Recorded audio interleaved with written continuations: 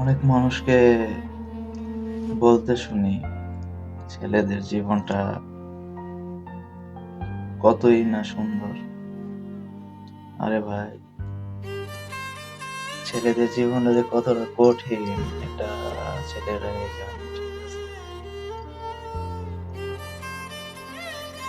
এই যে ভাই, সব কিছু ছাইরা মা, বাপ, ভাই, বোন, সব সবকিছু ছাইরা এই যে বিদেশের মাটিতে প্রবাসে পাড়ি দিছিস, প্রতিদিন ভাই কি স্বপ্ন দেখি জানেন? নির্দিষ্ট একটা দিন, 2 বছর পরে দেশে যাবো, দেশে যাইয়া সবার সাথে ভালোভাবে থাকবো, আবার 2 মাস পরে একই জায়গায় ফিরে আসতে হবে। 2 বছরের একদিন আগেও যাইতে পারবো না, 2 বছর শেষ হওয়ার একদিন আগেও দেশে যাইতে পারবো না। আর মেয়েরা, হ্যাঁ, তোমাদের তো বিয়ে হয়ে যায়, মা বাবা ভাই বোন সবাইকে ছেড়ে আর নতুন একজন আপনজন হিসাবে একজনকে পাও। আমাদের এইখানে কেউ আপনজন নাই, একা একা, পুরাই একা। যাই হোক, বিয়ের পরেও তোমরা 2 মাস 3 মাস বা কেউ কেউ 15 দিন, আবার কেউ কেউ তো সারা বছরই বাসায়, নিজের বাসায় মা বাবার কাছে থাকো। আত্মীয় স্বজন চাইলেই 1 মাস পর পর 3 মাস পর পর দেখা করতে পারে। তো এই প্রবাসীদের জীবনটা আবার এরকম না ভাই, ঠিক আছে?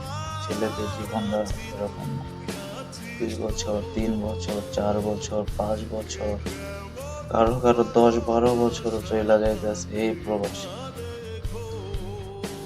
আহ, কেউ কেউ ফ্যামিলির জন্য নিজের জীবনটাও এই প্রবাসে ত্যাগ করতেছে।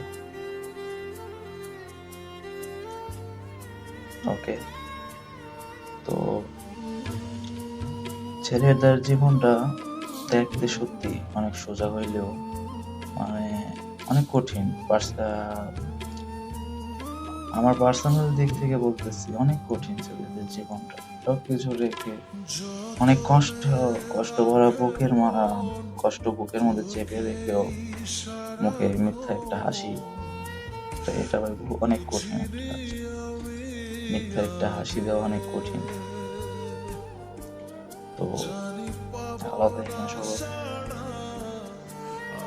ডিউটির টাইম হয়ে গেছে, ডিউটিতে যাইতে হইব। এখন বাজে 5টা বাজে, এখন ডিউটিতে যাইতে হইব।